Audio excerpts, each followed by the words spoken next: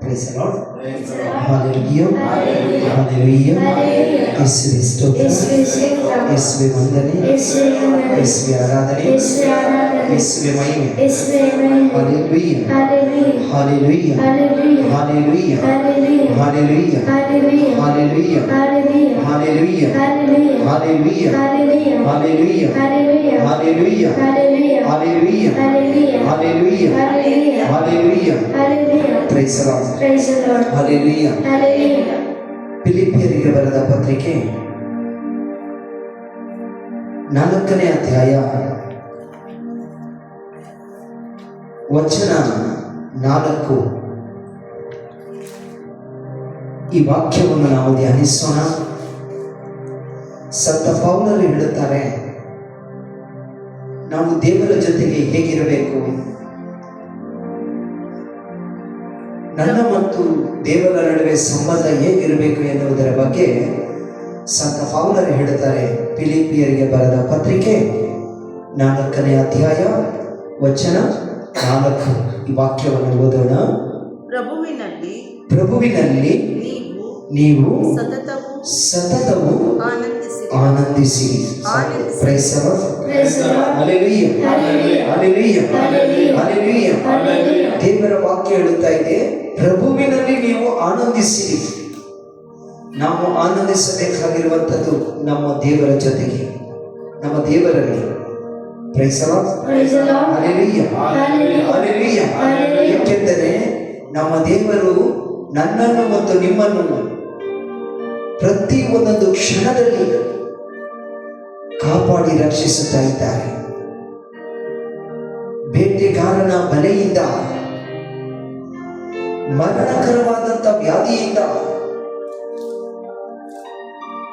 ಬರುವಂತ ಎಲ್ಲ ಕೇಡುಗಳಿಂದ ದೇವರು ನನ್ನನ್ನು ನಿಮ್ಮನ್ನು ಕಾಪಾಡಿ ರಕ್ಷಿಸಿದ್ದಾರೆ. ಆ ದೇವರಿಗೆ ನಾವು ಯಾವಾಗಲೂ ಕೋಟಿ ಕೋಟಿ ಸ್ತುತಿ ಸ್ತೋತ್ರಗಳನ್ನು ಸಲ್ಲಿಸಬೇಕು. ಯಾಕೆಂದರೆ ಪ್ರೇಷಿತರ ಕಾರ್ಯಕಲಾಪದಲ್ಲಿ 13ನೇ ಅಧ್ಯಾಯದಲ್ಲಿ 48ನೇ ವಚನದಲ್ಲಿ ದೇವರ ವಾಕ್ಯ ಹೇಳುತ್ತಾ ಇದೆ, ಪೌಲ ಮತ್ತು ಬಾರ್ನಬರು ದೇವರ ವಾಕ್ಯವನ್ನು ಸಾರಲು ಆ ಜಾಗಕ್ಕೆ ಅನ್ಯ ಧರ್ಮೀಯರ ಮಧ್ಯೆ ಹೋಗುತ್ತಿರುವಾಗ ಅನೇಕ ಜನರು ದೇವರ ವಾಕ್ಯವನ್ನು ಆಲಿಸಿದರು, ದೇವರ ವಾಕ್ಯವನ್ನು ಸ್ವೀಕಾರ ಮಾಡಿದರು. ಆ ವಾಕ್ಯದ ಶಕ್ತಿ ಏನೆಂಬುದಾಗಿ ಅವರು ಅರಿತುಕೊಂಡರು. ಅರಿತುಕೊಂಡ ಮೇಲೆ ಅವರು ಏನು ಮಾಡಿದ್ರು ಅಂದ್ರೆ, ದೇವರನ್ನು ಮಹಿಮೆ ಪಡಿಸಲಿಕ್ಕೆ ಆರಂಭ ಮಾಡಿದ್ರು. ಪ್ರೇಷಿತರ ಕಾರ್ಯಕಲಾಪ 13ನೇ ಅಧ್ಯಾಯ ವಾಕ್ಯ 48ನೇ ವಾಕ್ಯವನ್ನು ಒಂದು ಸರಿ ಓದೋಣ. ಇದನ್ನು ಕೇಳಿದ ಅನ್ಯ ಧರ್ಮೀಯರು, ಇದನ್ನಂದ್ರೆ ದೇವರ ವಾಕ್ಯವನ್ನು ಕೇಳಿದಂತಹ ಎಲ್ಲ ಜನರು ಸಂತೋಷಪಟ್ಟು ದೇವರ ಸಂದೇಶಕ್ಕಾಗಿ ದೇವರ ವಾಕ್ಯಕ್ಕಾಗಿ ದೇವರನ್ನು ಸ್ತುತಿಸಿ ಮಹಿಮೆ ಪಡಿಸಿದರು. ಅಮರ ಜೀವಕ್ಕೆ ಆಯ್ಕೆಯಾದವರೆಲ್ಲರೂ ಸಾಕು. Praise the Lord. Hallelujah. Hallelujah. Hallelujah. Hallelujah. ಈ ಸಂಜೆಯ ಸಮಯದಲ್ಲಿ ದೇವರ ವಾಕ್ಯವನ್ನು ನಾವು ಕೇಳುತ್ತಾ ಇದ್ದೇವೆ. ನಮ್ಮ ದೇವರು ಒಳ್ಳೆಯ ದೇವರಾಗಿದ್ದಾರೆ. ಇಸ್ರಾಯೇಲ್ ಜನರು ಈಜಿಪ್ಟಿನಲ್ಲಿದ್ದಾಗ ಈಜಿಪ್ಟಿನಿಂದ ಹಾಲು ಜೇನು ಹರಿಯುವ ನಾಡಿಗೆ, ಅಂದರೆ ಇಸ್ರಾಯೇಲ್ ನಾಡಿಗೆ ದೇವರು ಮೋಶೆಯ ಜೊತೆಗೆ ಕರೆದುಕೊಂಡು ಬರುವಾಗ ಆ ಜನಗಳಿಗೆ ಏನೆಲ್ಲ ಅವಶ್ಯಕತೆ ಇದೆಯೋ ಅದನ್ನೆಲ್ಲವನ್ನು ದೇವರು ಮೋಶೆಯ ಮುಖಾಂತರ ಒದಗಿಸಿಕೊಟ್ಟರು. Praise the Lord. Hallelujah. Hallelujah. Hallelujah. Hallelujah. ದೇವರ ವಾಕ್ಯ ಹೇಳುತ್ತಾ ಇದೆ, ಸಾವಿರಾರು ತಲೆಮಾರುಗಳವರೆಗೂ ನನ್ನ ಸಂತತಿಯನ್ನು, ಸಾವಿರಾರು ತಲೆಮಾರುಗಳ ತನಕ ನನ್ನ ಸಂತತಿಯನ್ನು ಕಾಪಾಡುವಂತಹ ಏಕೈಕ ದೇವರು ನಮ್ಮ ಪ್ರಭು ಯೇಸು ಆಗಿದ್ದಾರೆ. ಚಪ್ಪಾಳೆ ತಟ್ಟಿ ದೇವರಿಗೆ ಸ್ತೋತ್ರ ಮಾಡಿ. Praise the Lord. Hallelujah. Hallelujah. ಹಾಗಾದ್ರೆ ಒಂದು ನಿಮಿಷ ಕಣ್ಣುಗಳನ್ನು ಮುಚ್ಚಿಕೊಳ್ಳೋಣ. ನಮ್ಮ ಎರಡು ಕೈಗಳನ್ನು ನಮ್ಮ ಹೃದಯದ ಮೇಲೆ ಇಟ್ಟುಕೊಳ್ಳೋಣ. ಹೇಳಿಕೊಡುವಂತ ಪ್ರಾರ್ಥನೆಯನ್ನು ಎಲ್ಲರೂ ಸೇರಿ ಹೇಳೋಣ. ಯೇಸುವೇ ಸ್ತೋತ್ರ, ಯೇಸುವೇ ವಂದನೆ, ಯೇಸುವೇ ಆರಾಧನೆ, ಯೇಸುವೇ ಮಹಿಮೆ. Hallelujah, hallelujah.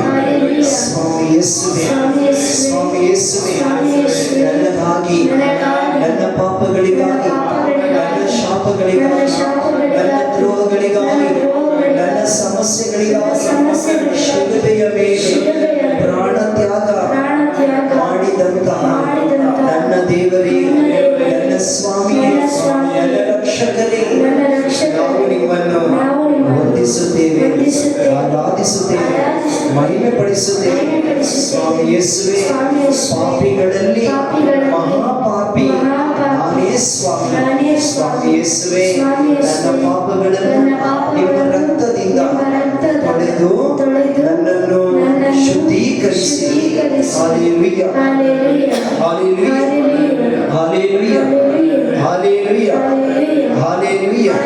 ಸ್ವಾಮಿ ಯೇಸುವೇ, ಸ್ವಾಮಿ ಯೇಸುವೇ, ಈ ಸಂಜೆಯ ಸಮಯದಲ್ಲಿ, ಈ ಸಂಜೆಯ ಸಮಯದಲ್ಲಿ ನಿಮ್ಮನ್ನು ಸ್ತುತಿಸುವಾಗ, ಆರಾಧನೆ ಮಾಡುವಾಗ ಪರಲೋಕದ ಆಶೀರ್ವಾದ ಅಡ್ಡಗೋಡೆಯಾಗಿರುವ ನನ್ನಲ್ಲಿರುವ ಎಲ್ಲ ರೀತಿಯ ಪಾಪದ ಬೇರುಗಳನ್ನು ಕರ್ತನಾದ ಯೇಸುವೇ ನಿಮ್ಮ ರಕ್ತದಿಂದ ಸುಟ್ಟು ಹಾಕಿರಿ. ಸ್ವಾಮಿ ಯೇಸುವೇ, ಸ್ವಾಮಿ ಯೇಸುವೇ, ನನ್ನ ಮನಸ್ಸನ್ನು, ನನ್ನ ಆತ್ಮವನ್ನು, ನನ್ನ ಶರೀರವನ್ನು ನಿಮ್ಮ ರಕ್ತದಿಂದ ತೊಳೆಯಿರಿ ಯೇಸುವೇ, ತೊಳೆಯಿರಿ ಯೇಸುವೇ. ಸ್ವಾಮಿ ಯೇಸುವೇ, ನಿಮ್ಮ ರಕ್ತದ ಕೋಟೆಯಲ್ಲಿ ನನ್ನನ್ನು ಭದ್ರಪಡಿಸಿರಿ. ಸ್ವಾಮಿ ಯೇಸುವೇ, ನನ್ನ ಕುಟುಂಬದಲ್ಲಿರುವ ಎಲ್ಲ ಸದಸ್ಯರನ್ನು ನಿಮ್ಮ ರಕ್ತದ ಕೋಟೆಯಲ್ಲಿ ಭದ್ರಪಡಿಸಿರಿ. ಸ್ವಾಮಿ ಯೇಸುವೇ, ನನ್ನ ಮನೆಯನ್ನು, ನನ್ನ ಜಾಗವನ್ನು, ನನ್ನ ವಾಹನವನ್ನು, ನನ್ನ ಬಿಸ್ನೆಸ್ ಅನ್ನು, ನನ್ನ ಕೆಲಸ ಕಾರ್ಯವನ್ನು, ನನ್ನ ಸುವಾರ್ತೆಯನ್ನು ನಿಮ್ಮ ರಕ್ತ ಕೋಟೆಯಲ್ಲಿ ಭದ್ರಪಡಿಸಿ, ಭದ್ರಪಡಿಸಿ. ಸ್ವಾಮಿ ಯೇಸುವೇ, ಸ್ವಾಮಿ ಯೇಸುವೇ, ಸ್ವಾಮಿ ಯೇಸುವೇ, ಸ್ವಾಮಿ ಯೇಸುವೇ, ನಿಮ್ಮ ಶಿಲುಬೆಯ ನೆರಳಿನಲ್ಲಿ ನನ್ನನ್ನು ಬಚ್ಚಿಟ್ಟುಕೊಂಡು ಕಾಪಾಡಿರಿ ಯೇಸುವೇ, ಕಾಪಾಡಿರಿ ಯೇಸುವೇ. Hallelujah, hallelujah, hallelujah. ಸ್ವಾಮಿ ಯೇಸುವೇ, ಈ ಸಮಯದಲ್ಲಿ, ಈ ಸಮಯದಲ್ಲಿ ಎರಡು ಕೈಗಳನ್ನು ನಿಮ್ಮ ಕರಗಳಲ್ಲಿ ಒಪ್ಪಿಸಿಕೊಡುತ್ತೇನೆ. ಸ್ವಾಮಿ ಯೇಸುವೇ, ನನ್ನದೆಂಬುದು ನನ್ನಲ್ಲಿ ಏನೂ ಇಲ್ಲ, ಸರ್ವವು ನೀವು ಕೊಟ್ಟ ದಾನವಾಗಿದೆ. ನನಗೆ ಕೊಟ್ಟಂತಹ ಎಲ್ಲಾ ರೀತಿಯ ವರಪ್ರಸಾದಗಳಿಗಾಗಿ ನಾವು ನಿಮ್ಮನ್ನು ವಂದಿಸುತ್ತೇವೆ, ಆರಾಧಿಸುತ್ತೇವೆ, ಮಹಿಮೆಪಡಿಸುತ್ತೇವೆ. Hallelujah, hallelujah, hallelujah. ಪರಿಶುದ್ಧಾತ್ಮರೇ, ಪರಿಶುದ್ಧಾತ್ಮರೇ, ನಿಮ್ಮ ಶಕ್ತಿಯಿಂದ ನನ್ನನ್ನು ಬಲಪಡಿಸಿರಿ, ಬಲಪಡಿಸಿರಿ. ನನ್ನ ನಿಶಕ್ತಿಯಲ್ಲಿ ಪವಿತ್ರಾತ್ಮರೇ, ನಿಮ್ಮ ಶಕ್ತಿಯನ್ನು ತುಂಬಿಸಿರಿ. Hallelujah, hallelujah, hallelujah, hallelujah, hallelujah, hallelujah. ಸ್ತುತಿಸೋಣ, ಸ್ತುತಿಸೋಣ.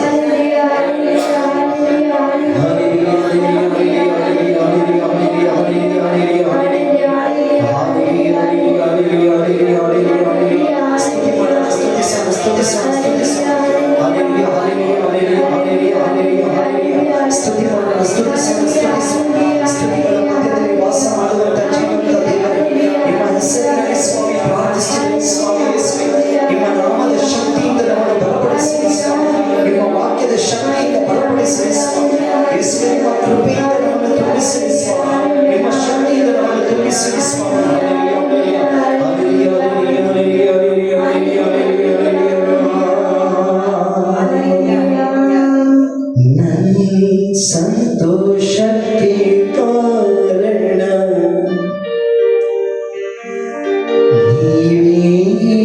యేసయ్యా ನೀನೇ యేసయ్యಾ ನನ್ನ ಆಧಾರ ನೀನೇ ನನ್ನ ಸಮೃದ್ಧಿಗೆ ಕಾರಣ ನೀನೇ యేసయ్ಯಾ ನೀನೇ యేసయ్ಯಾ ನನ್ನ ಐಶ್ವರ್ಯ ನೀನೇ. ಎರಡು ಕೈಗಳನ್ನು ಮೇಲೆ ಕೆತ್ತಿ ಒಟ್ಟಾಗಿ ಸೇರಿ ಮತ್ತೊಮ್ಮೆ ಹೇಳೋಣ ನಾವು ಎಲ್ಲರೂ ಸೇರಿ. ನನ್ನ ಸಂತೋಷಕ್ಕೆ ಕಾರಣ ನೀವೇ యేసయ్యಾ ನೀವೇ యేసయ్ಯಾ ನನ್ನ ಆಧಾರ ನೀವೇ ನನ್ನ ಸಮೃದ್ಧಿಗೆ ಕಾರಣ ನೀನೇ యేసయ్యಾ ನೀನೇ యేసయ్ಯಾ ನನ್ನ ಐಶ್ವರ್ಯ ನೀನೇ.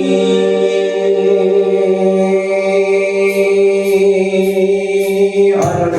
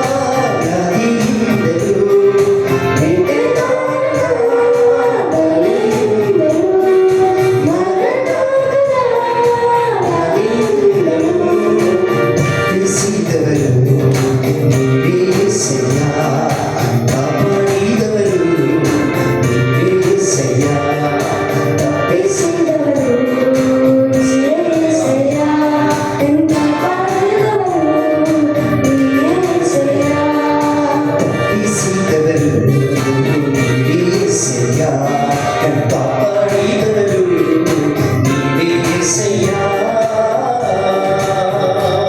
ನಿನ್ನ ರಕ್ತ ಕೊಟ್ಟೆಯಲ್ಲಿ ನನ್ನ ಮರೆ ಮಾಡಿದೆ ದೇವ ಕಾಪಾಡಿದೆ ಶಿಲುಬೆಯ ನೆರಳಲ್ಲಿ ಮರೆ ಮಾಡಿದೆ ದೇವ ಕಾಪಾಡಿದೆ ನಿನ್ನ ರಕ್ತ ಕೊಟ್ಟೆಯಲ್ಲಿ ನನ್ನ ಮರೆ ಮಾಡಿದೆ ದೇವ ಕಾಪಾಡಿದೆ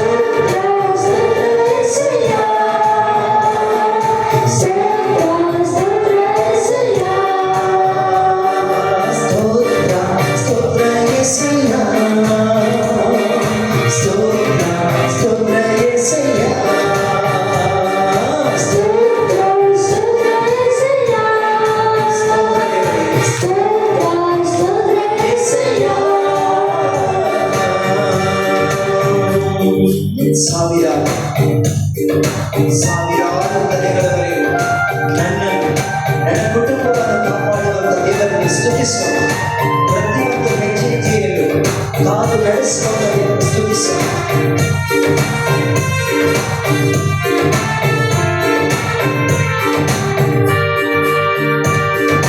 ಸಾವಿರಾರು ತಲೆವರೆಗೂ ನನ್ನ ಸಂತತಿಯನ್ನು ಕಾಯುವ ದೇವನಿಗೆ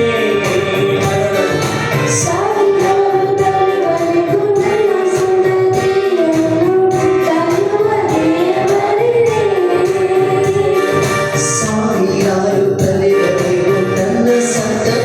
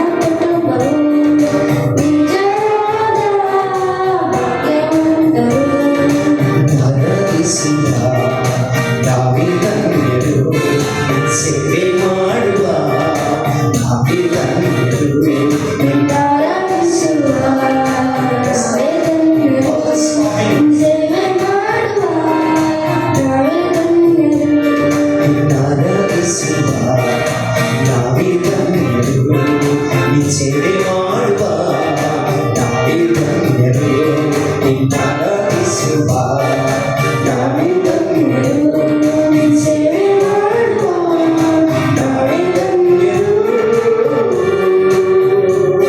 ನಿನ್ನದ ಕೋಟೆಯಲ್ಲಿ ನನ್ನ ಮರೆ ಮಾಡಿದೆ ದೇವ ಕಾಪಾಡಿದೆ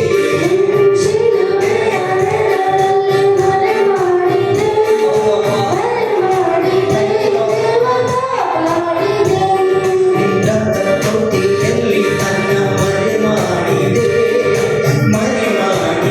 ದೇವ ಕಾಪಾಡಿದೆ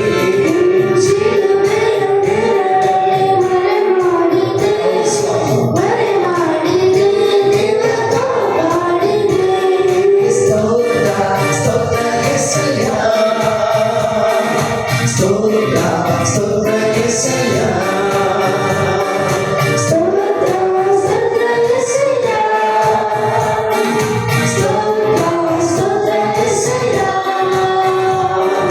స్తోత్ర స్తోత్ర యేసయ్య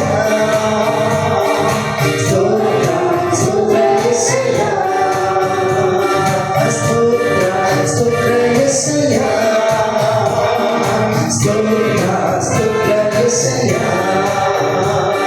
స్తోత్ర స్తోత్ర యేసయ్య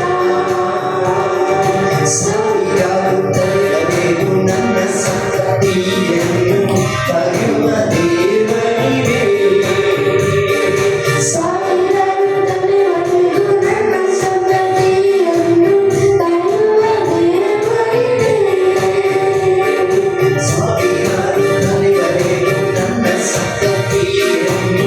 ಕರೆಯುವ ದೇವನಿಗೆ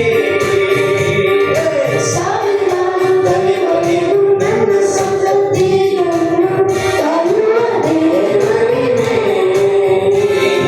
ಕಾಯಲ್ಪಟ್ಟು ನೀನಾಗ ಕಣ್ಣೀರಲ್ಲಿ ಇರುವಾಗ ನನ್ನನ್ನು ಹುಡುಕಿ ಬಂದೆ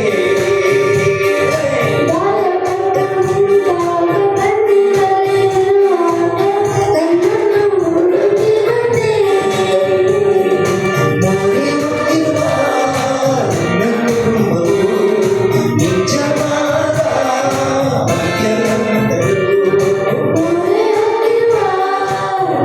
ಕುಟುಂಬವು ನಿಜವಾದ ಭಾಗ್ಯವಂತರು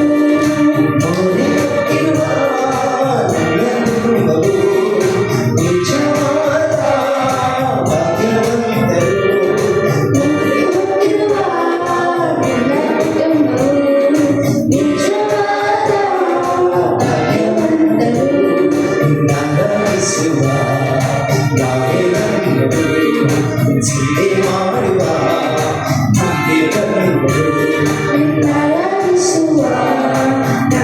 ಧನ್ಯರು ಸೇವೆ ಮಾಡುವ ನಾವೇ ಧನ್ಯರು ನಿನ್ನದ ಕೋಟೆಯಲ್ಲಿ ನನ್ನ ಮರೆ ಮಾಡಿದೆ ದೇವ ಕಾಪಾಡಿದೆ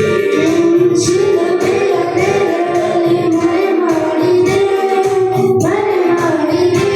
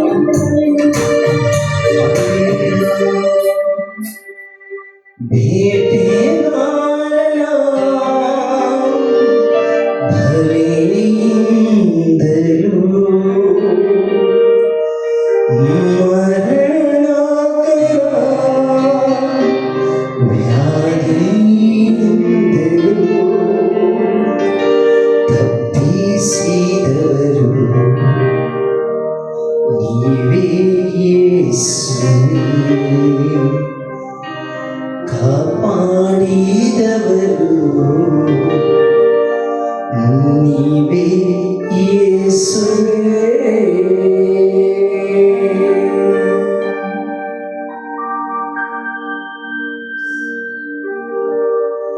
Praise the Lord. Praise the Lord. Hallelujah. Hallelujah. Hallelujah. Hallelujah. Praise the Lord. Praise the Lord. ಯೇಸುವೇ ಸ್ತೋತ್ರ. ಯೇಸುವೇ ಸ್ತೋತ್ರ. ಯೇಸುವೇ ವಂದನೆ. ಯೇಸುವೇ ವಂದನೆ. ಇವತ್ತು ಮನುಷ್ಯ ಒಂದಲ್ಲ ಒಂದು ಸಮಸ್ಯೆಯಲ್ಲಿ ಸಿಲುಕಿಕೊಂಡಿದ್ದಾನೆ. ಎಲ್ಲಿಂದ ನನಗೆ ಬಿಡುಗಡೆ ಸಿಗುತ್ತದೆ? ಮನುಷ್ಯ ಪ್ರಾರ್ಥನೆ ಮಾಡ್ತಾ ಇದ್ದಾನೆ, ಪ್ರಾರ್ಥಿಸ್ತಾ ಇದ್ದಾನೆ, ಆದರೂ ಉತ್ತರ ಸಿಗ್ತಾ ಇಲ್ಲ. ಮನುಷ್ಯ ಅನೇಕ ಪ್ರಾರ್ಥನೆ ಕೂಟಗಳಿಗೆ ಹೋಗ್ತಾ ಇದ್ದಾನೆ, ನವೇನಗಳನ್ನು ಮಾಡ್ತಿದ್ದಾನೆ, ಉಪವಾಸ ಮಾಡ್ತಿದ್ದಾನೆ, ಹರಕೆಗಳನ್ನು ಮಾಡ್ತಿದ್ದಾನೆ, ಏನು ಮಾಡಿದ್ರು ಉತ್ತರ ಸಿಗ್ತಾ ಇಲ್ಲ.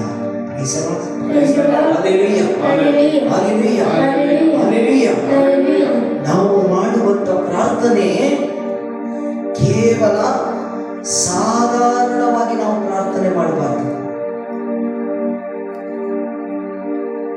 ನಾವು ಪ್ರಾರ್ಥನೆ ಮಾಡಬೇಕಾದ್ರೆ ಸಾಧಾರಣವಾಗಿ ನಾವು ಪ್ರಾರ್ಥನೆ ಮಾಡಬಾರ್ದು. ನಾವು ಪ್ರಾರ್ಥನೆ ಮಾಡಬೇಕಾದ್ರೆ ಯೇಸುವಿನಲ್ಲಿ ನಂಬಿಕೆಯನ್ನು ಇಟ್ಟು ನಾವು ಪ್ರಾರ್ಥನೆ ಮಾಡಬೇಕು.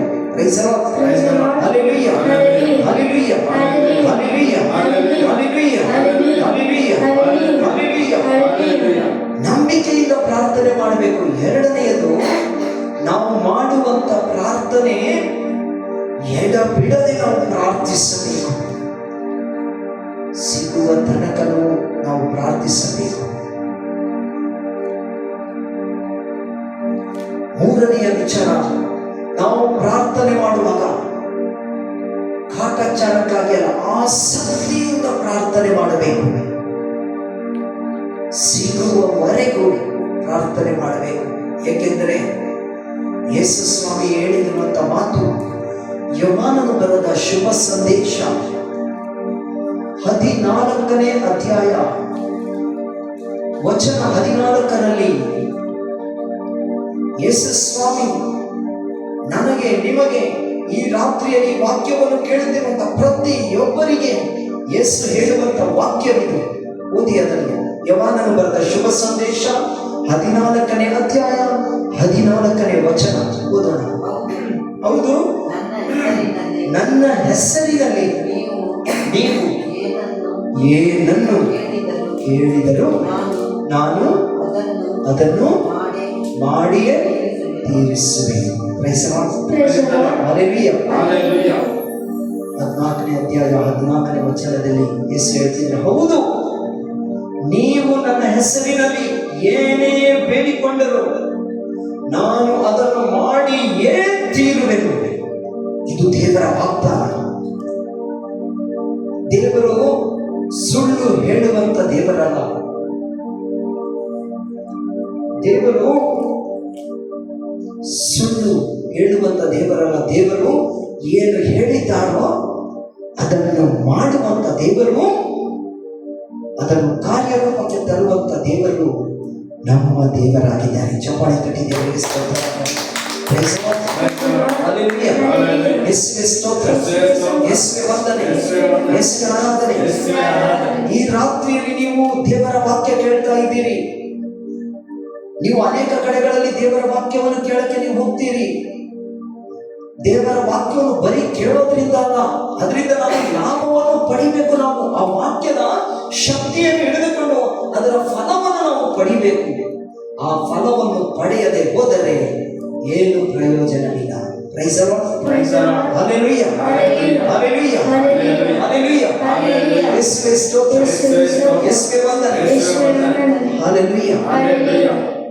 ಯೇಸು ಸ್ವಾಮಿ ಒಂದು ದಿನ ಶಿಷ್ಯರ ಜೊತೆಗೆ ಹೋಗ್ತಿರ್ಬೇಕಾದ್ರೆ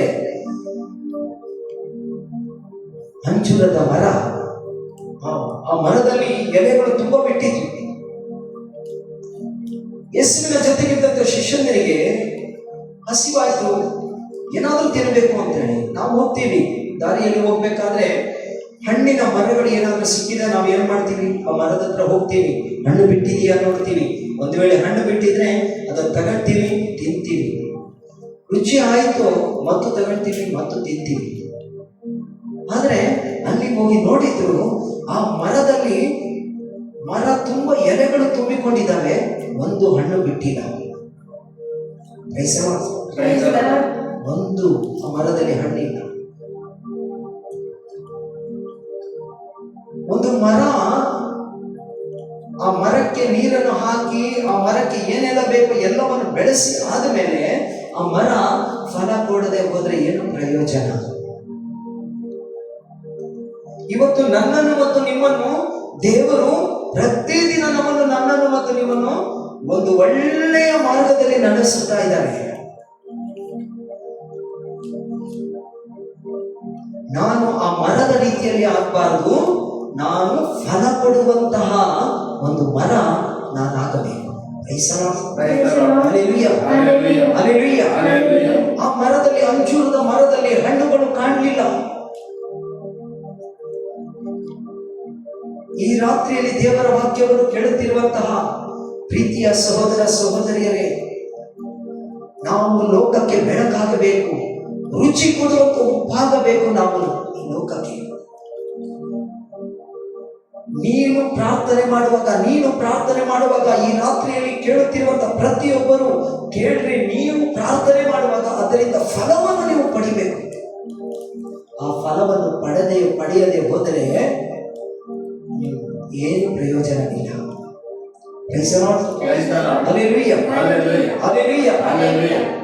ನೋಡಿ, ನನ್ನ ಮನೆಗೆ ಪ್ರಾರ್ಥನೆಗೆ ಒಂದು ಕುಟುಂಬದವರು ಬಂದಿದ್ರು. ನಮ್ಮ ಕಥೋಲಿಕ ಕ್ರೈಸ್ತ ಕುಟುಂಬ. ಆ ಕುಟುಂಬಗಳಲ್ಲಿ ಪ್ರಾರ್ಥನೆನೇ ಇಲ್ಲ. ಒಂದು ಆಲ್ಟರ್ ಮೇಲೆ ಒಂದು ಕ್ಯಾಂಡಲ್ ಹಚ್ಚಿ ಸುಮ್ಮನೆ ಒಂದು ಕಾಟಾಚಾರಕ್ಕೆ ಪ್ರಾರ್ಥನೆ ಮಾಡಿದ್ರೆ ಆಯ್ತು. ಆ ಕುಟುಂಬದವರು ಹೇಳ್ತಾರೆ, ಇಲ್ಲಿ ಪ್ರಾರ್ಥನೆಗೆ ಬಂದಿದ್ರು, ಅವ್ರು ಹೇಳ್ತಾರೆ, ನಮ್ಮ ಮನೆಯಲ್ಲಿ ನಾವು ಬರೀ ಒಂದು ಕ್ಯಾಂಡಲ್ ಹಚ್ತೀವಿ, ಸುಮ್ಮನೆ ಕೈ ಜೋಡಿಸ್ತೀವಿ, ಒಂದು 2 ನಿಮಿಷ ಪಿತನ ಸುತ್ತನ, ಆಮೇಲೆ ಮುಗಿದು ಊಟಕ್ಕೆ ಹೋಗ್ಬಿಡ್ತೀವಿ. ಈ ಪ್ರಾರ್ಥನೆಯಲ್ಲಿ ಖಂಡಿತವಾಗಿ ಜೀವ ಇಲ್ಲ. ಆ ಹೆಣ್ಮಗಳು ಪ್ರಾರ್ಥನೆಗೆ ಬಂದಿದ್ರು. ಅವ್ರು ಹೇಳ್ತಾರೆ, ಇಲ್ಲಿ ಬಂದಿವಿ, ಚೆನ್ನಾಗಿ ದೇವರ ವಾಕ್ಯವನ್ನು ಕೇಳಿದಿವಿ, ವಾಕ್ಯದಲ್ಲಿ ಶಕ್ತಿ ಇದೆ. ನೋಡಿ, ಯೇಸುಸ್ವಾಮಿ ಏನ್ ಹೇಳ್ತಿದ್ದಾರೆ, ಹೌದು, ನನ್ನ ಹೆಸರಿನಲ್ಲಿ ನೀವು ಏನೇ ಕೇಳಿದರೂ ಅದನ್ನು ನಾನು ಮಾಡಿಯೇ ತೀರುವೆನು. 100% ಮಾಡ್ತಾರೆ. ಆ ಹೆಣ್ಣುಮಗಳು, ಆ ತಾಯಿ ತನ್ನ ಮಗುವನ್ನು ಕರ್ಕೊಂಡು ಬಂದಿದ್ರು. ಶ್ವಾಸಕೋಶದ ತೊಂದರೆ ಇತ್ತು, ಉಸಿರಾಡಲಿಕ್ಕೆ ಬಹಳ ತೊಂದರೆ ಇತ್ತು, ರಾತ್ರಿ ಎಲ್ಲ ಮಗು ಮಲಗ್ತಿದ್ದಿಲ್ಲ ಆಗಿತ್ತಂತೆ. ಇಲ್ಲಿ ಬಂದ್ರು, ಚೆನ್ನಾಗಿ ದೇವರ ವಾಕ್ಯ ಕೇಳಿದ್ರು, ದೇವರನ್ನು ಸ್ತುತಿ ಮಾಡಿದ್ರು, ದೇವರನ್ನು ಮಹಿಮೆ ಪಡಿಸಿದ್ರು. ಅವ್ರು ಹೇಳ್ತಾರೆ, ಪ್ರಾರ್ಥನೆ ಮುಗಿದ ಮೇಲೆ ಅವರು ಹೇಳ್ತಾರೆ, ನನ್ನ ಮನೆಯಲ್ಲಿ ನಿಮ್ಮ ಮನೆ ಈ ಮನೆಗೆ ಬಂದ್ಮೇಲೆ, ಇಲ್ಲಿ ಪ್ರೇಯರಿಗೆ ಬಂದ್ಮೇಲೆ ನನ್ನ ಮಗು ಇಷ್ಟು ಚೆನ್ನಾಗಿ ಆಟ ಆಡ್ತಿದೆ. ಆದ್ರೆ ಒಂದು ದಿನ ಇಲ್ಲಿ ತನಕ ಒಂದು ದಿನ ನನ್ನ ಮಗು ಇಷ್ಟು ಚೆನ್ನಾಗಿ ಆಟ ಆಡಲೇ ಇಲ್ಲ. ಯಾವಾಗಲೂ ರೋಗಿಯಾಗಿ ಇರ್ತಿದ್ದವಳು ಇವತ್ತು ಇಲ್ಲಿ ಬಂದ್ಮೇಲೆ ದೇವರ ವಾಕ್ಯದ ಶಕ್ತಿ ಇವತ್ತು ನನಗೂ ನನ್ನ ಮಗುವಿಗೆ ಮುಟ್ಟಿ ಯೇಸು ಗುಣಪಡಿಸಿದ್ದಾರೆ. ಅವ್ರು ಹೇಳ್ತಾರೆ, ಮನೆಗೆ ಹೋದ್ರು, ಒಂದು ದಿನ ಆಯ್ತು, 2 ದಿನ ಆಯ್ತು, 3 ದಿನ ಆಯ್ತು, 4 ದಿನ ಆಯ್ತು, 5 ದಿನದ ನಂತರ ಅವರು ಫೋನ್ ಮಾಡಿ ಹೇಳ್ತಾರೆ, ನನ್ನ ಮಗು ರಾತ್ರಿ ಎಲ್ಲ ಮಲಗ್ತಿದ್ದಾಗಿತ್ತು, ಬಹಳ ಸಮಸ್ಯೆ ಇತ್ತು ನನ್ನ ಮಗುವಿಗೆ, ಮಣಿಪಾಲದ ಅಡ್ಮಿಟ್ ಮಾಡಿದ್ದೀವಿ, ತುಂಬಾ ಹಣಗಳನ್ನು ಖರ್ಚು ಮಾಡಿದ್ದೀವಿ, ನನ್ನ ಮಗುವಿಗೆ ಆರೋಗ್ಯನೇ ಇರಲ್ಲ. ಇಲ್ಲಿ ಬಂದೀವಿ, ದೇವರ ವಾಕ್ಯ ಕೇಳಿದೀವಿ, ದೇವರನ್ನು ಸ್ತುತಿ ಮಾಡ್ತೀವಿ, ದೇವರ ವಾಕ್ಯದ ಶಕ್ತಿ ಗೊತ್ತಾಯ್ತು, ಬೈಬಲ್ ಅಲ್ಲಿರುವಂತ ವಾಕ್ಯ ಯಾವ ರೀತಿ ಕಾರ್ಯ ಮಾಡುತ್ತೆ ಅನ್ನೋದು ಗೊತ್ತಾಯ್ತು. ಆ ತಾಯಿ ಮನೆಗೆ ಹೋಗಿ ಆಕೆ ಪ್ರಾರ್ಥನೆ ಮಾಡಲಿಕ್ಕೆ ಶುರು ಮಾಡಿದ್ದಂತೆ. ಬೈಬಲ್ ಅನ್ನು ತಗೊಂಡು ದೇವರ ವಾಕ್ಯವು, ಯಾಕಂತ ಹೇಳಿದ್ರೆ ಸತ್ಯ ಗೊತ್ತಾಯಿತು. ಯೋಹಾನ ಸುವಾರ್ತೆ 8ನೇ ಅಧ್ಯಾಯ 32ನೇ ವಾಕ್ಯದಲ್ಲಿ ಯೇಸು ಹೇಳ್ತಾರೆ, ನೀವು ಸತ್ಯವನ್ನು ತಿಳಿದುಕೊಳ್ಳುವಿರಿ, ಸತ್ಯ ನಿಮಗೆ ಬಿಡುಗಡೆ ಕೊಡುತ್ತದೆ. ಆಕೆ ಇಲ್ಲಿ ಬಂದು ದೇವರ ವಾಕ್ಯ ಕೇಳಿದ್ದು, ವಾಕ್ಯ ಆಕೆಯ ಮಕ್ಕಳಿಗೆ ಬಿಡುಗಡೆ ಕೊಡ್ತು. ಯೇಸುವೇ ಸ್ತೋತ್ರ, ಯೇಸುವೇ ವಂದನೆ, ಯೇಸುವೇ ಆರಾಧನೆ. ನೋಡಿ, ಈಗ ಅವರ ಮನೆಯಲ್ಲಿ ಹೇಗೆ ಅಂತ ಹೇಳಿದ್ರೆ, ಆಕೆ ಹೇಳ್ತಾಳೆ, ಬರೀ ನನ್ನ ಮನೆಯಲ್ಲಿ ಒಂದು ಕ್ಯಾಂಡಲ್ ಹಚ್ಚಿ ಸುಮ್ಮನೆ ಕಣ್ಣು ಮುಚ್ಚಿ 2 ಸೆಕೆಂಡಿನ ಪ್ರೇಯರ್ ಇತ್ತು. ಆದ್ರೆ ಈಗ ಆಗಿಲ್ಲ. ಈಗ ನನ್ನ ಮನೆಯಲ್ಲಿ ಬೆಳಿಗ್ಗೆಯಿಂದ ಸಂಜೆ ತನಕ ದೇವರ ವಾಕ್ಯ ಓದ್ತೀನಿ, ಪ್ರಾರ್ಥನೆ ಮಾಡ್ತೀನಿ, ಪ್ರೇಯರ್ ಮಾಡೋದು, ವಾಕ್ಯಗಳನ್ನು ಓದೋದು, ದೇವರ ಗೀತೆಗಳನ್ನು ಕೇಳೋದು. ಈಗ ನನ್ನ ಕುಟುಂಬದಲ್ಲಿ ಯೇಸು ತುಂಬಾ ಅದ್ಭುತಗಳನ್ನು ಮಾಡಿದ್ದಾರೆ. ನನ್ನ ಮನೆಯಲ್ಲಿ ಯೇಸು ಇದ್ದಾರೆ. ಇಲ್ಲಿ ತನಕ ನಾನು ಕತ್ತಲಲ್ಲಿದ್ದೆ, ಈಗ ನನಗೆ ಅರ್ಥವಾಗ್ತಿದೆ. ಈಗ ನಾನು ಕತ್ತಲಲ್ಲಿಲ್ಲ, ನಾನು ಬೆಳಕಿನ ಕುಟುಂಬದಲ್ಲಿದ್ದೀನಿ. ಬೆಳಕಿನ ಕುಟುಂಬವಾಗಿ ಯೇಸು ಮಾಡಿದ್ದಾರೆ. ನನ್ನ ಮನೆ ಬೆಳಕಿನ ಮನೆಯಾಗಿದೆ ಅಂತ ಹೇಳಿ ಅವರು ಹೇಳ್ತಾರೆ. ಪ್ರಾರ್ಥನೆ, ದೇವರ ಮಾತುಗಳು ಸುಳ್ಳಾಗೋದಿಲ್ಲ. ಅದಕ್ಕೆ ಯೋಹಾನನು ಬರೆದ ಶುಭ ಸಂದೇಶ, ಮತ್ತಾಯನು ಬರೆದ ಶುಭ ಸಂದೇಶ 21ನೇ ಅಧ್ಯಾಯ ವಾಕ್ಯ 22ರಲ್ಲಿ ಯೇಸು ಮುಂದುವರಿಸ್ತಾ ಇರ್ತಾರೆ. ನೋಡಿ, ಮತ್ತಾಯನು ಬರೆದ ಶುಭ ಸಂದೇಶ 21ನೇ ಅಧ್ಯಾಯ 21ನೇ ವಚನದಲ್ಲಿ ಯೇಸು ಸ್ವಾಮಿ ಹೇಳ್ತಾರೆ, 21ನೇ ಅಧ್ಯಾಯ 22ನೇ ವಾಕ್ಯ, ವಿಶ್ವಾಸವಿಟ್ಟು ಏನನ್ನು ಪ್ರಾರ್ಥನೆಯಲ್ಲಿ ನೀವು ಬೇಡಿಕೊಳ್ಳುತ್ತೀರೋ, ಏನನ್ನು ವಿಶ್ವಾಸದಿಂದ ಏನನ್ನು ನೀವು ಪ್ರಾರ್ಥನೆಯಲ್ಲಿ ಬೇಡಿಕೊಳ್ಳುತ್ತೀರೋ ಅದನ್ನೆಲ್ಲ ಪಡೆಯುವಿರಿ, ಅದನ್ನೆಲ್ಲವನ್ನು ನಾನು ಪಡೆದುಕೊಂಡಿದ್ದೇನೆಂದು ಉತ್ತರಿಸಿದರು.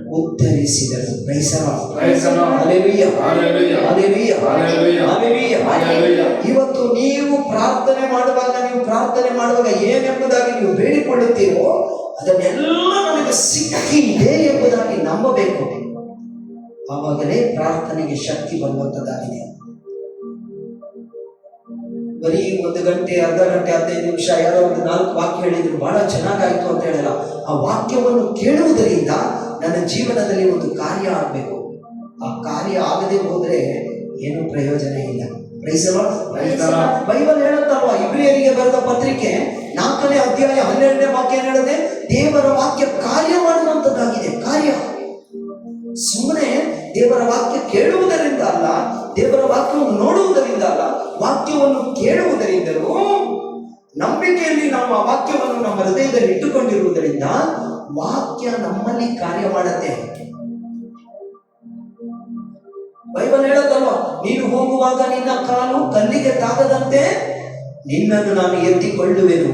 ಖಂಡಿತ ಈ ವಾಕ್ಯದ ಮೇಲೆ ನಂಬಿಕೆ ಇಟ್ಟು ನಾವು ಪ್ರಾರ್ಥನೆ ಮಾಡಿದ್ರೆ, ನಾವು ಹೋಗುವಂತ ಪ್ರತಿ ಒಂದೊಂದು ಕ್ಷಣದಲ್ಲಿ ದೇವರು ಅಪಘಾತಗಳಿಂದ, ನಾನಾ ಕೇಡುಗಳಿಂದ ದೇವರು ಕಾಪಾಡ್ತಾರೆ. 100% ಈ ವಾಗ್ದಾನಗಳು ಕೊಟ್ಟಿರೋದೇ ದೇವರು ನನಗೆ ಮತ್ತು ನಿಮಗೆ. ಅದರಿಂದ ನಂಬಿಕೆ ಇರಬೇಕು. ನಾನು ಪ್ರಾರ್ಥನೆ ಮಾಡಬೇಕಾದ್ರೆ ನನ್ನ ಪ್ರಾರ್ಥನೆ ಕಾಟಾಚಾರದ ಪ್ರಾರ್ಥನೆ ಆಗಬಾರ್ದು. ದೇವರ ಮುಂದೆ 10 ನಿಮಿಷ ಕೂತ್ಕೊಳ್ಳಿ, ಅರ್ಧ ಗಂಟೆ ಕೂತ್ಕೊಳ್ಳಿ, 1 ಗಂಟೆ ಕೂತ್ಕೊಳ್ಳಿ.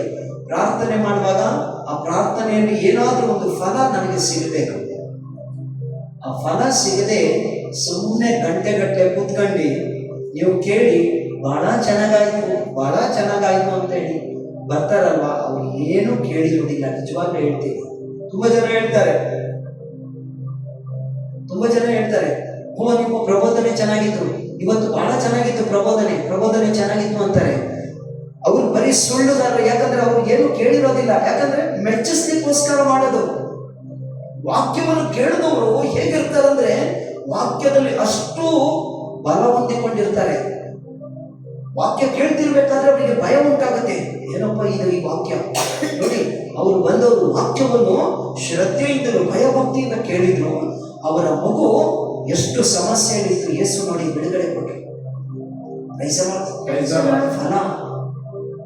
ಫಲ ಕೊಡಬೇಕು. ಅದಕ್ಕೆ 91ನೇ ಕೀರ್ತನೆಯಲ್ಲಿ 15ನೇ ವಚನ ಹೇಳುತ್ತೆ. ಕೀರ್ತನೆಗಾರನೇ ಹೇಳುತ್ತಾನೆ, 91ನೇ ಕೀರ್ತನೆ 15ನೇ ವಾಕ್ಯದಲ್ಲಿ ದೇವರ ವಾಕ್ಯ ಹೇಳುತ್ತಾ ಇದೆ ನೋಡಿ. 91ನೇ ಕೀರ್ತನೆ 15ನೇ ವಾಕ್ಯವನ್ನು ಓದೋಣ.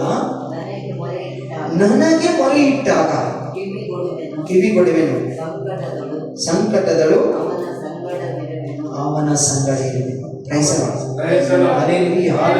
ನನಗೆ ಮೊರೆ ಇಟ್ಟಾಗ ನಾನು ಅವನಿಗೆ ಕಿವಿಗೊಡುವೆನು. ನಾನು ದೇವರ ಸಮೀಪದಲ್ಲಿ ಪ್ರಾರ್ಥನೆ ಮಾಡುವಾಗ ದೇವರು ಕಿವಿ ಕೇಳುವುದಿಲ್ಲ ಎಂಬುದಾಗಿ ಯೋಚನೆ ಮಾಡಬೇಡಿ. ದೇವರು ನಿಮ್ಮ ಪ್ರಾರ್ಥನೆ ಕೇಳುತ್ತಾರೆ 100%. ನನಗೆ ಮೊರೆ ಇಟ್ಟಾಗ ನಾನು ಆತನಿಗೆ ಕಿವಿಗೊಡುವೆನು, ಸಂಕಟದಲ್ಲಿ ಅವನನ್ನು ಉದ್ಧರಿಸಿ ಕಾಪಾಡುವೆನು. ಕಾಪಾಡ್ತಾರೆ ಕಣ್ರಿ. ನಾನು ಮೊರೆ ಇಡುವಾಗ ಬರೀ ಕಷ್ಟದಲ್ಲಿ ಮಾತ್ರ ದೇವ್ರೇ ಅಂದ್ರೆ ಪ್ರಯೋಜನ ಇಲ್ಲ. ರೋಗಗಳು ಬಂದಾಗ ದೇವ್ರೇ ಅಂತ ಹೋದ್ರೆ ಪ್ರಯೋಜನ ಇಲ್ಲ. ಸಮಸ್ಯೆಗಳು ಬಂದಾಗ ದೇವ್ರೇ ಅಂತ ಹೇಳಿ ಹೋದ್ರೆ ಪ್ರಯೋಜನ ಇಲ್ಲ. ಯಾವಾಗಲೂ ನಮ್ಮ ಪ್ರಾರ್ಥನೆ ಪ್ರತಿದಿನ ನಮ್ಮ ಜೀವನ ಪ್ರಾರ್ಥನಾ ಜೀವನವಾಗಬೇಕು.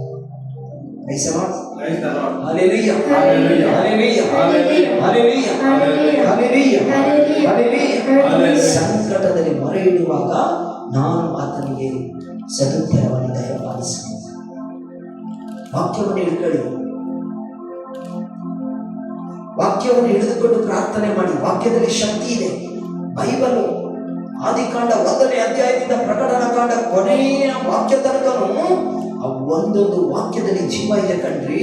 ಆ ವಾಕ್ಯ ಓದುವಾಗ ಆ ವಾಕ್ಯವನ್ನು ವಿಶ್ವಾಸದಿಂದ, ನಂಬಿಕೆಯಿಂದ ಆ ವಾಕ್ಯವನ್ನು ನಾವು ನಮ್ಮ ಹೃದಯದಲ್ಲಿ ಇಟ್ಕೊಂಡಾಗ ನಮಗೆ ಜೀವ ಸಿಗತ್ತೆ. ಹಾಗಾದ್ರೆ 1 ನಿಮಿಷ ಕಣ್ಣುಗಳನ್ನು ಮುಚ್ಚಿಕೊಳ್ಳೋಣ.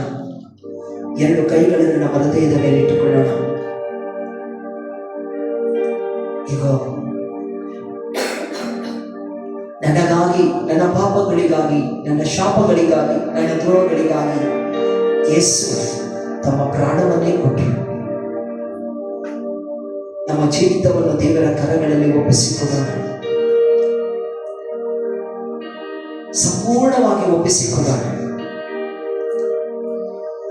ನೀ ನನ್ನ ಬಾಳಲ್ಲಿ ಬರದಿದ್ದರೆ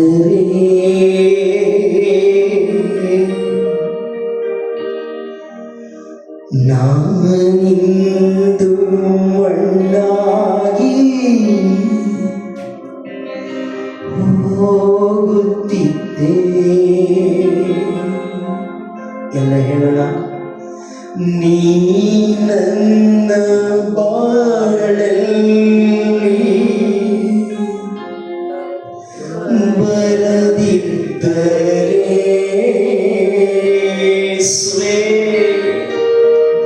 ನಾನಿಂದು ಮಣ್ಣಾಗಿ ಹೋಗುತ್ತಿದ್ದೆ.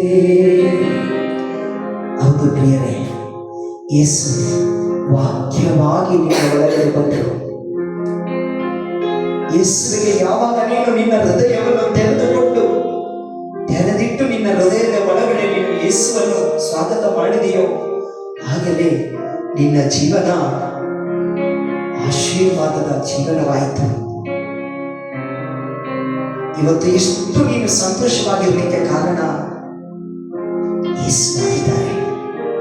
ಯೇಸುವಿಗೆ ಹೇಳೋಣ, ದೇವರೇ, ನನ್ನನ್ನು ಪ್ರತಿದಿನ ನನ್ನನ್ನು ಕಾದು ಕಾಪಾಡುತ್ತಿರುವಂತ ದೇವರೇ ನಿಮಗೆ ಸ್ತೋತ್ರ ಎಂಬುದಾಗಿ ಹೇಳೋಣ. ನನ್ನ ಕಣ್ಣೀರನ್ನು ಒರೆಸುವಂತ ದೇವರೇ ನಿಮಗೆ ಸ್ತೋತ್ರ ಎಂಬುದಾಗಿ ಹೇಳೋಣ. ನನ್ನ ಸಮಸ್ಯೆಗಳಿಗೆ ಉತ್ತರವಾಗಿರುವಂತ ಯೇಸುವೇ ನಿಮಗೆ ಕೋಟಿ ಕೋಟಿ ಸ್ತೋತ್ರ ಎಂಬುದಾಗಿ ಹೇಳೋಣ. ಈ ಸಮಯದಲ್ಲಿ ಪ್ರಾರ್ಥನೆ ಮಾಡೋಣ. ಸ್ತುತಿಗಳ ಮಧ್ಯದಲ್ಲಿ ವಾಸ ಮಾಡುವಂತ ಜೀವಂತ ದೇವರೇ, 2-3 ಜನ ನನ್ನ ನಾಮದಲ್ಲಿ ಎಲ್ಲಿ ಪ್ರಾರ್ಥಿಸುತ್ತೀರಿ ಅಲ್ಲಿ ಬರುತ್ತೇನೆ ಎಂದು ವಾಗ್ದಾನ ಮಾಡಿರುವಂತ ಪ್ರಭು ಯೇಸುವೇ, ಈಗ ಈ ರಾತ್ರಿಯಲ್ಲಿ ಸ್ವಾಮಿ ಒಂದೊಂದು ಮಕ್ಕಳು ಮಾಡುವಂತ ಪ್ರಾರ್ಥನೆಯನ್ನು ಆಲಿಸಿರಿ ಸ್ವಾಮಿ. ಇವರ ವಿಶ್ವಾಸವನ್ನು ಹೆಚ್ಚಿಸಿರಿ ಸ್ವಾಮಿ. ಇವರಲ್ಲಿ ವಿಶ್ವಾಸದ ಕೊರತೆ ಇದ್ದರೆ ಇವರ ವಿಶ್ವಾಸವನ್ನು ಹೆಚ್ಚಿಸಿರಿ ಸ್ವಾಮಿ.